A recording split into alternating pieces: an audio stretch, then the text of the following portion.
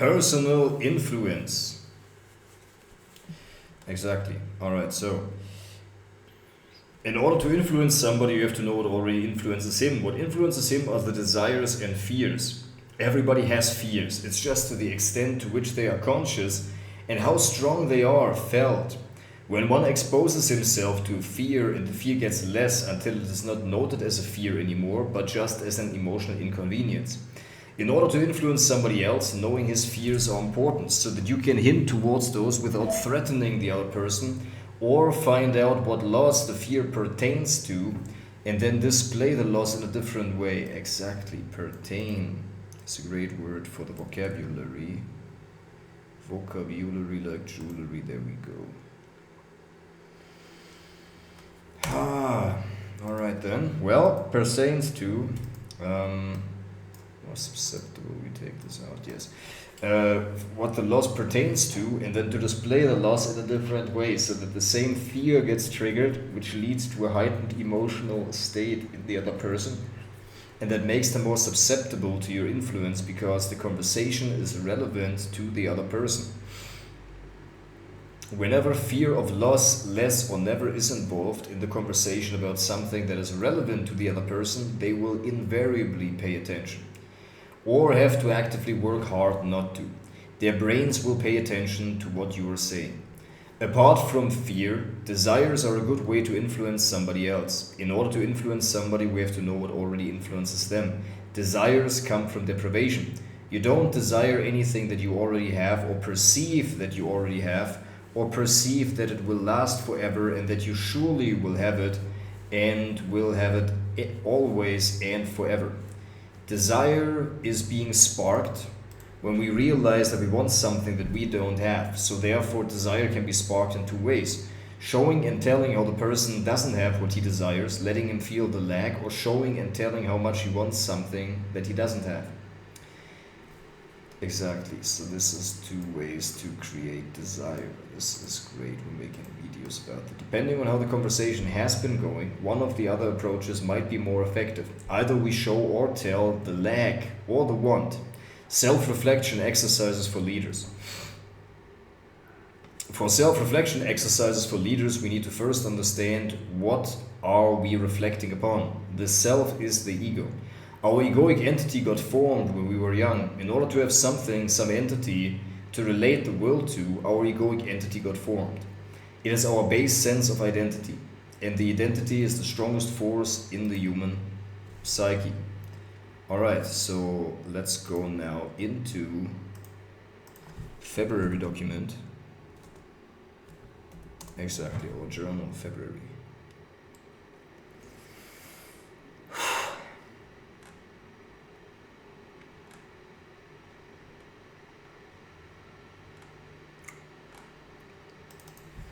And we keep going with our daily thoughts. Number 320. 20. Okay. I realized that in the past I was always trying to do things that were easier in the state because I felt talking to people was too much of an effort, although it would have been the very solution that I needed. Today, for example, the call with my clients and the call on the community felt incredible, and I just want to have more of that and be needed and wanted and important, but I also know that I have to build that, period. But even now, I feel this is too hard to answer the messages that I already have.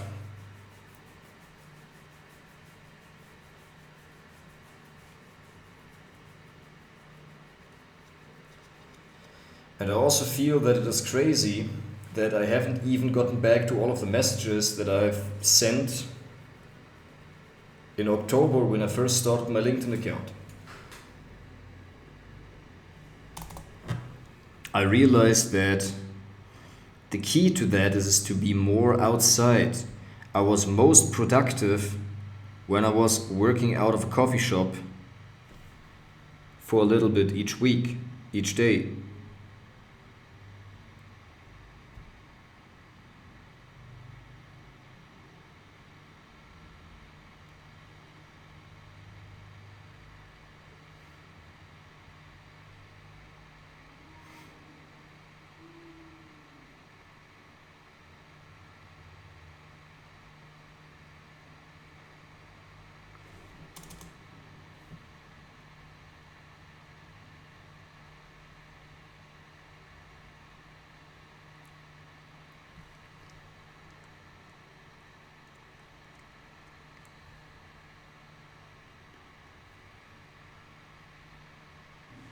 So I'm going to make the bet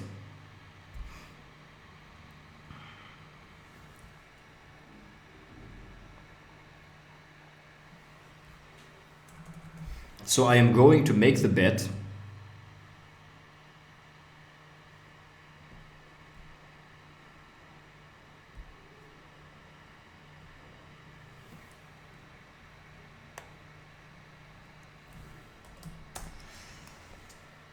to sell the last of my belongings that are non-essentials and start working out of a coffee shop again, and within 4 to 8 weeks I know that I should have sufficient clients or deal structure, deal flow in order to do that, period.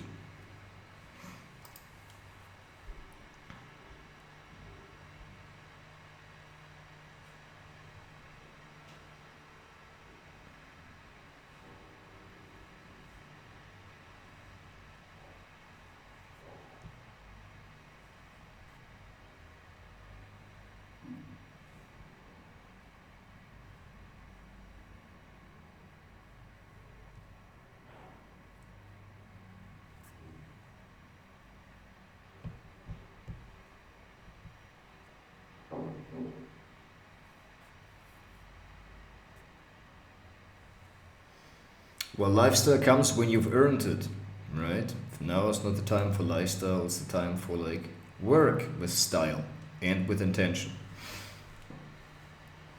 Self-reflection exercises for leaders. For self-reflection for leaders, we need to first understand what we are reflecting upon. The self is the ego.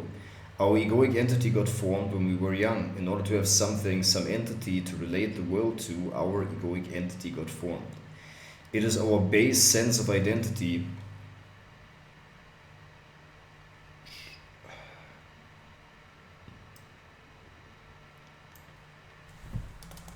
I also realized that in the past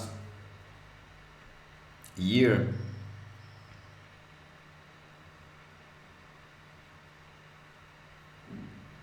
I was not really progressing very fast because of exactly that. I was just too lonely again, too isolated again.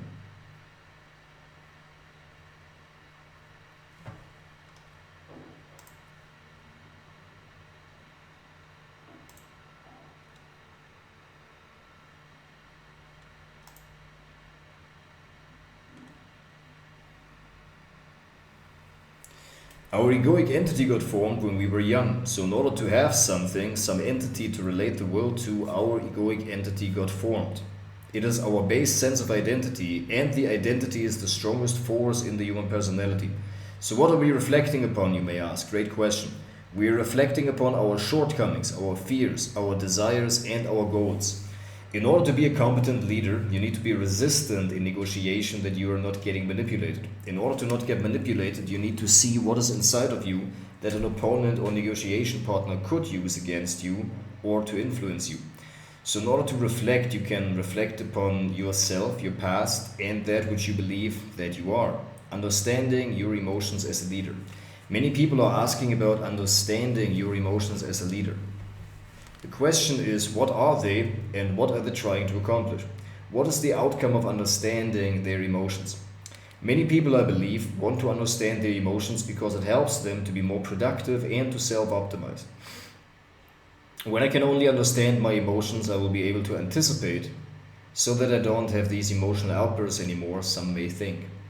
Others may think that to understand and learn to read one's own emotions serves in leading others, because only when you have a clear and varied understanding of your own emotions and your inner world, you can truly understand others. So what kind of emotions are there? First of all, there's anger. A lot of us leaders consistently get angry because anger is an emotional expression of self-assertion. And the more assertive we are as a leader, because we need to be, and the only ones that are self-asserting actually reach a higher level of leadership positions, so it is a self-selection. The more self-assertive we are as leaders, the more the emotional muscle of self-assertion is developed, which also means that we are more in tune with the energy of anger inside of ourselves. One emotional skill as a leader is to let the energy of anger flow into the right actions and directions, and let the emotions of anger be expressed in the right ways and to the right people. When the energy is uncontrolled and is being expelled for other reasons, or because we are not in control of it, it may be hurtful. Understanding one's emotion as a leader is very important. You need to be able to discern what your emotions are that are being rightfully evoked by the situation and by the person that you are dealing with, and what part of those emotions come from a deeper psychic wound that you might be aware of. The psychic wounds include emotional unavailability, emotional unpredictability, abuse, sexual abuse, physical abuse, etc. Each of these psychic wounds make it likely that you have certain thoughts and beliefs roaming inside of you that were formed as a protection mechanism against this wound. It could also have been overcompensation. So as a leader, we want to understand and remind ourselves of the trigger points that we have. So for me, these are abandonment, being taken advantage of, and not being listened to.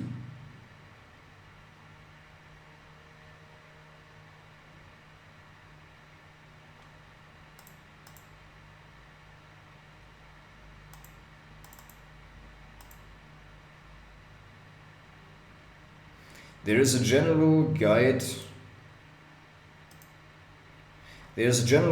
to emotions that I have made that is available here. Oh, we not have any internet anymore here? Yes, we do, right? Yes, we do. Do we? Yes, we do.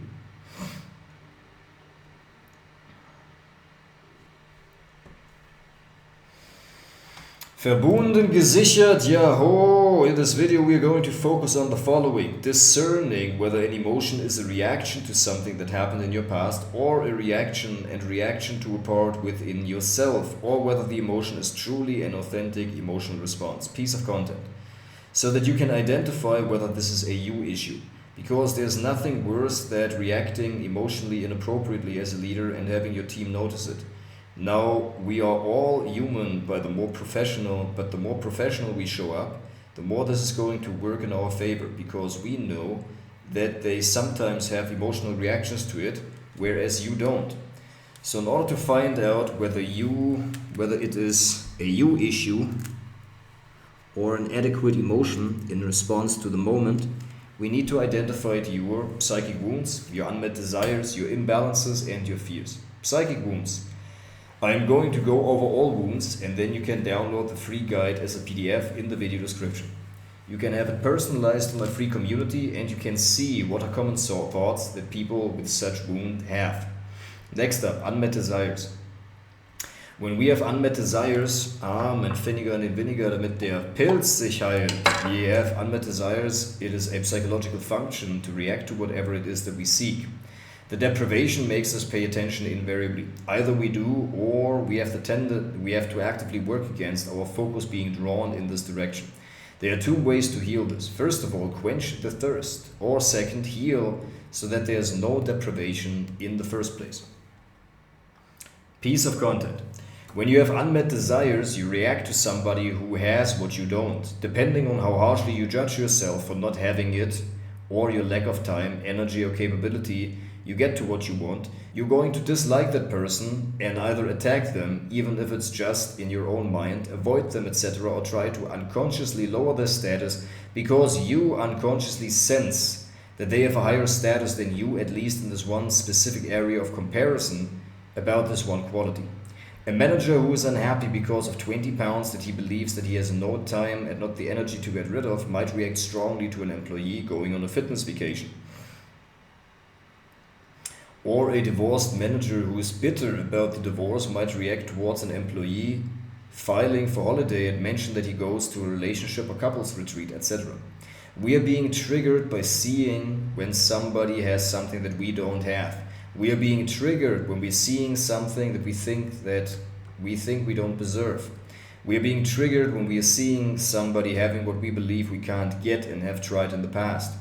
We are being triggered by situations that remind us of past pain.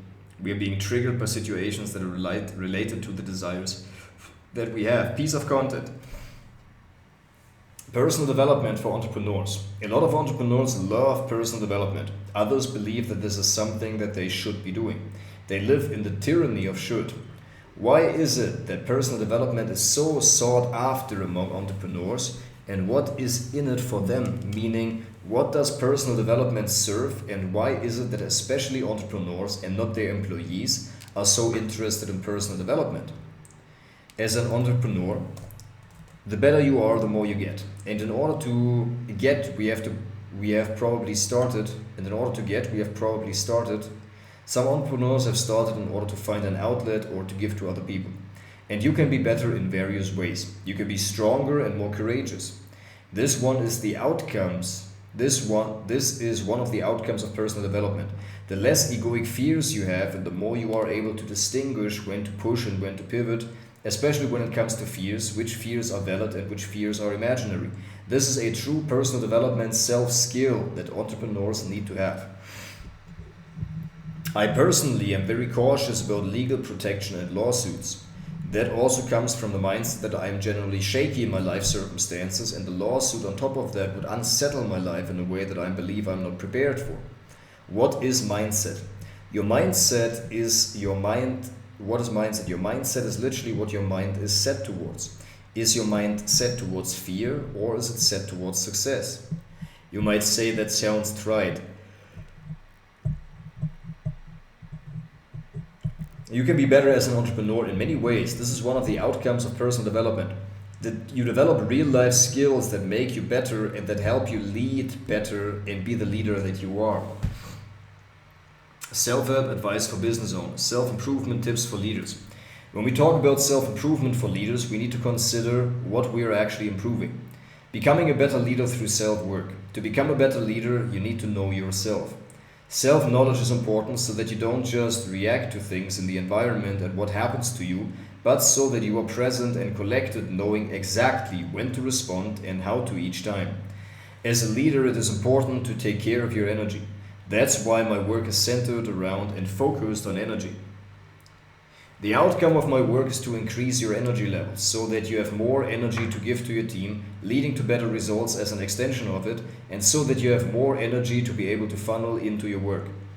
So you do more with higher energy, also become better to empower beliefs around abundance and energy, which in turn makes things you deal with cost less energy overall. It is very interesting indeed that the belief alone can shift the experience of a situation.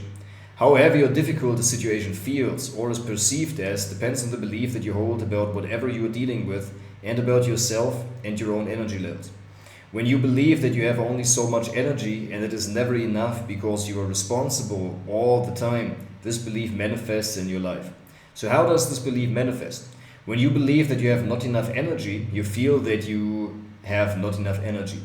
And then every new thing that comes up in your life or an unexpected things that land on your desk is going to be evaluated as being too much to deal with, although with a different belief you would have been able to deal with the situation easily.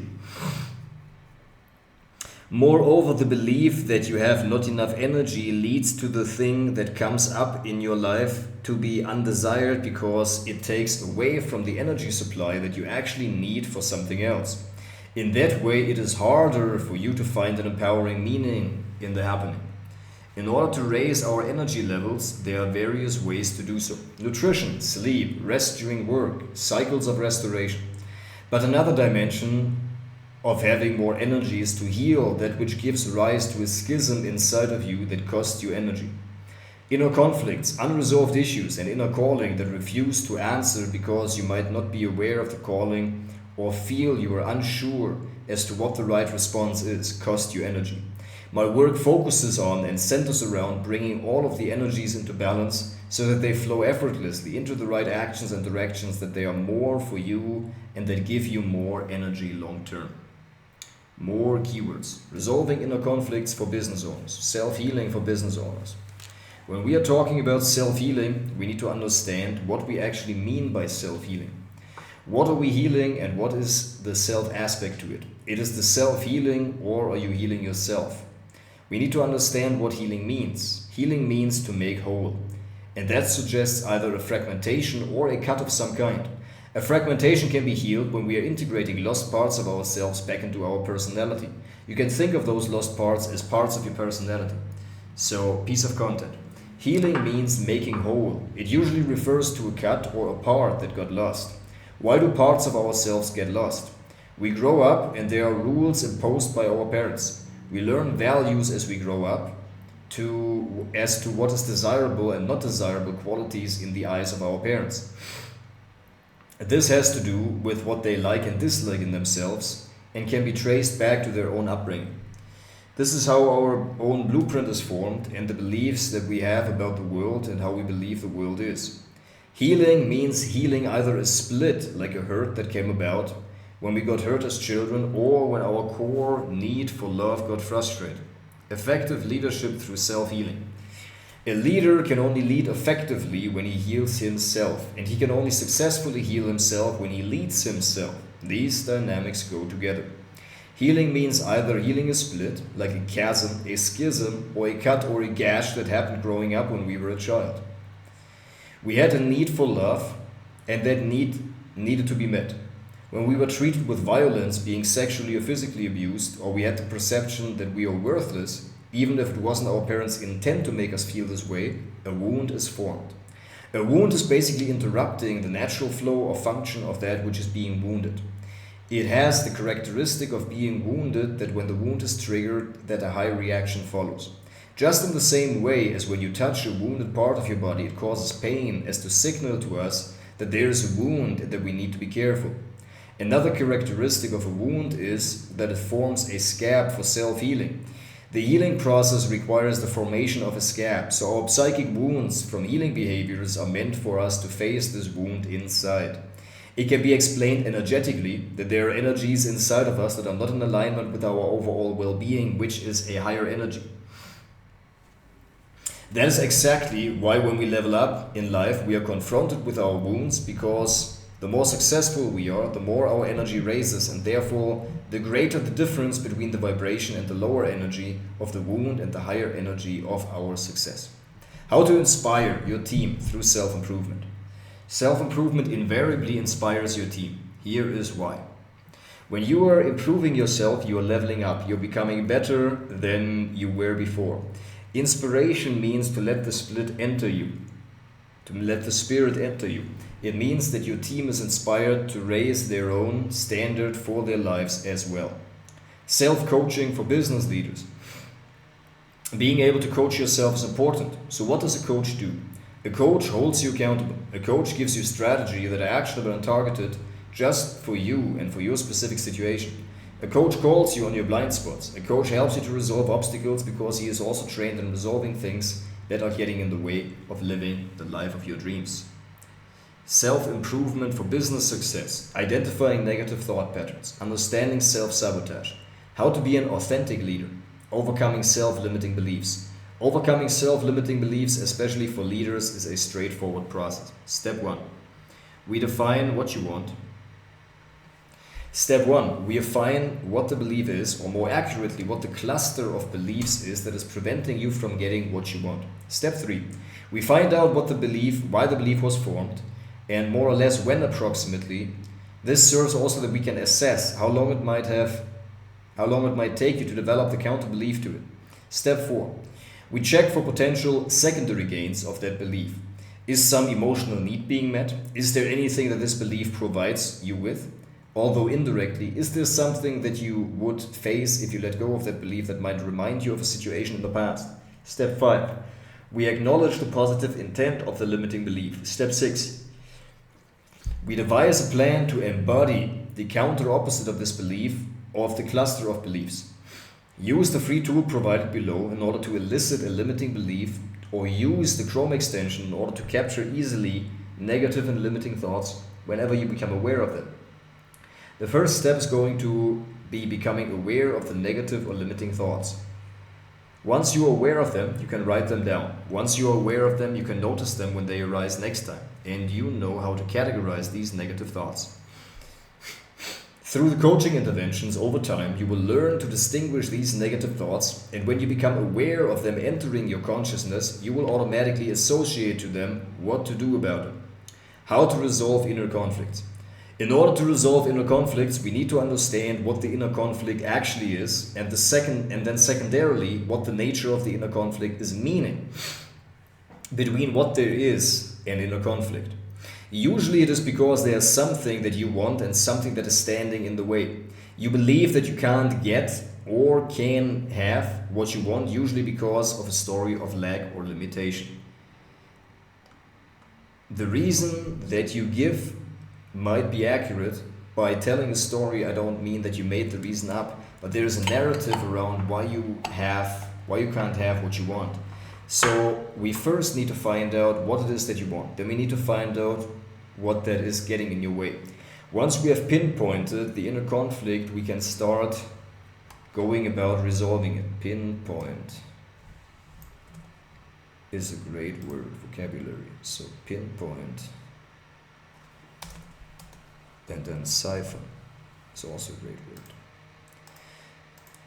The process to resolve an inner conflict is as follows. We find out what it is that you want, and we find out what it is that is getting in the way. In determining that, what's getting in the way, we're looking for a pattern of behavior or a belief or a pattern of habitual thinking that feels true to you that we are going to change. Inner conflicts are usually between something that you want and something that is preventing you from getting what you want. Usually inner conflicts arise due to a story of lack or limitation. For example, what you don't have the time or energy or the expertise in order to get a certain result that you want. The resources are out there. It is about the belief that the resources can be found.